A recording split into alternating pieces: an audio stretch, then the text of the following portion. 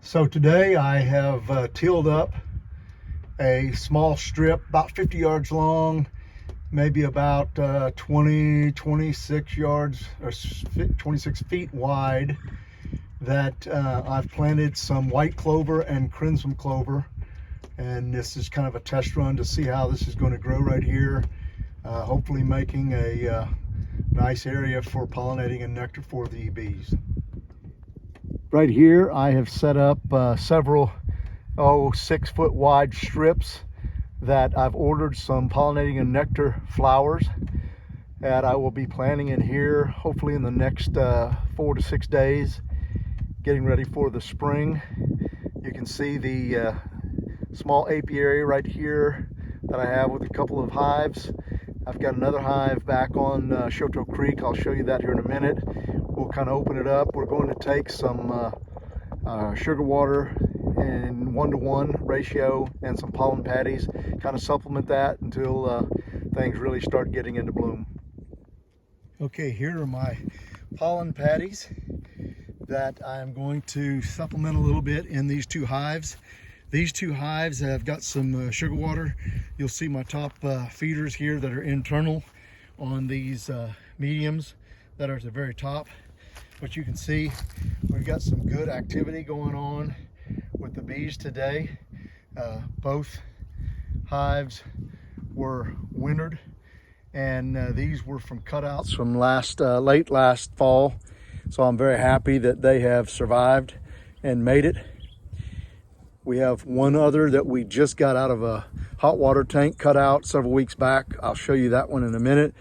But we're going to open this up and put some pollen patties in there.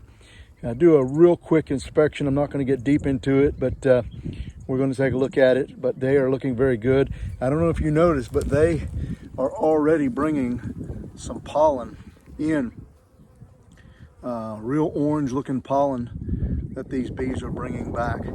So very glad to see that. But I am going to supplement just a little bit of pollen patty on these 3 hives and this sugar water for the next probably 2 to 3 weeks, and then let them get after these flowers and trees that are starting to bloom. All right, so that is that inner feeder, and I'm gonna get the cover back on right quick. As you can see, a bee's already made its way into it. We'll get that bee out of there, let it clean itself up. But that is a inner feeder, top inner feeder that takes a medium that you put in there. You can see where the bees come up through that slit and they feed on that sugar water.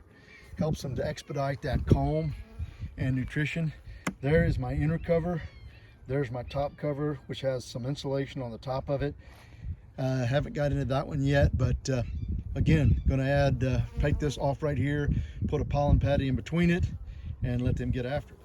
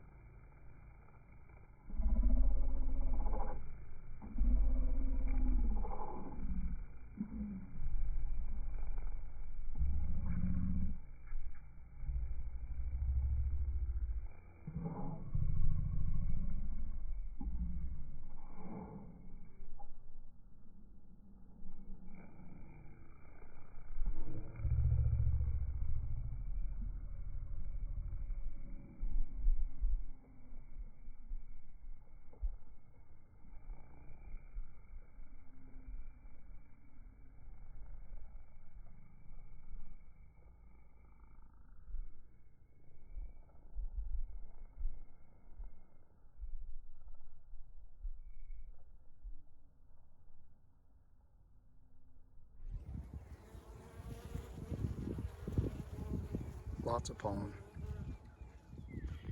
Here's our most recent hive. You can see we've got some activity coming in and out. The bees are, they've kind of clustered right there in the center of this deep. Again, didn't have a ton of bees out of that hot water tank we took them out of, but they are moving. There is some activity going on, and I was kind of hoping to see if we could get a little bit of bees coming back with pollen, and I think I just saw one land with pollen.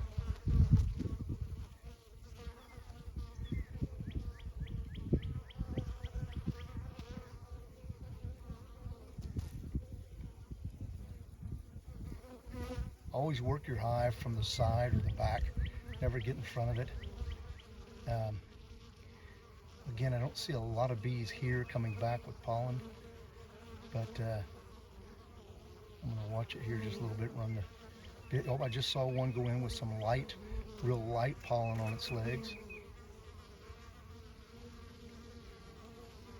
There's another one landing with some light pollen. So they are foraging, coming back with pollen. Again, this was that newest cutout we did from the hot water tank, and they look to be doing very good. I added a little bit of pollen patty. You can see there's the sugar water that we added. Bees are really working that. And what we hope is these frames right here, I don't know if you can see, but there is no drawn comb on these frames. It's just the center 3 frames that have their existing comb. And so they're building that out, and hopefully they'll end up filling this other end with wax. So basically we have 2 frames of bees right now in this hive, 2 frames of bees, and we're wanting this to build out to 70%, and then we will add another deep on top of that to let them really, the purpose of this year is to really let this hive thrive, let it explode into 2 deeps of brood, some pollen, a little bit of honey in there, and then we'll add a medium super on top with a queen excluder, and see if we can't get them to store honey there.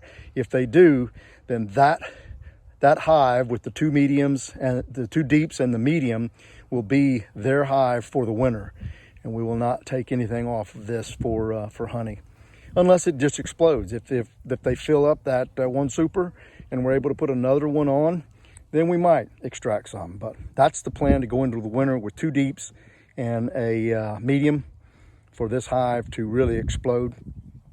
Down here we have a lot of persimmon trees back in here. We've got wild blackberry bushes and quite a bit for them to forage on. The gentleman who owns the land has cattle on the other side of this fence to the right, but there's no cattle inside here. We've got Shoto Creek right here that's below these trees right here. So we got plenty of water and food resources. So hopefully we're going to get that hive to really thrive, and then this hive hopefully we'll be able to do a cutout and put bees in it as well.